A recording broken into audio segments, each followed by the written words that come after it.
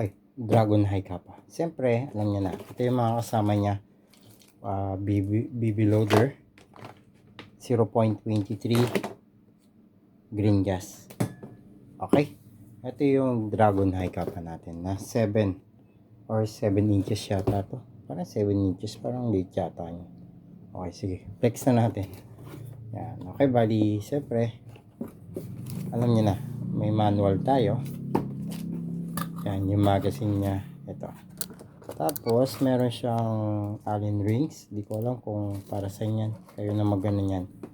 Okay, basahin nyo na lang sa manual. Siyempre, papakita na natin yung Dragon High Kappa natin. Okay. Medyo lalayo natin para medyo. Okay, ito yung Dragon High Kappa. Bali, itong metal naman tong slide niya. Metal din. Metal din. Metal din. Ito, metal din. Bali, yung grip niya ay plastic ka. Yan, may W. Siyempre, yung sight nito, doon lang yung may optic. Okay.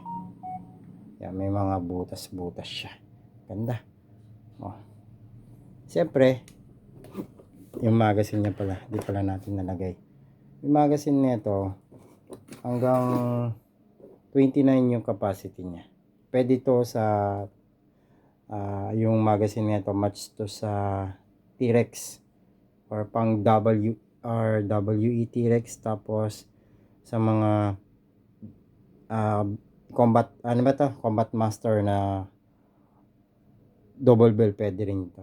Okay, bali yan, ang ganda. Okay, ikasan natin. Hindi na gano'n. Yan, ang ganda. Siyempre yung nozzle nito plastic ka. Kanya ganda yung Dragon High Kappa natin. Siyempre kikiluin natin kung gaano kabigat ba tong Dragon High Kappa. Yung ano nito, 29 yung capacity ng lagay ng bala. Tapos yung FPS naman nito, yung FPS niya ay nasa 330 to 350 FPS, diba malakas siya. Yan. Okay, bali kikiluin na natin kung gaano ba kabigat tong Dragon High Kappa na to. Siyempre,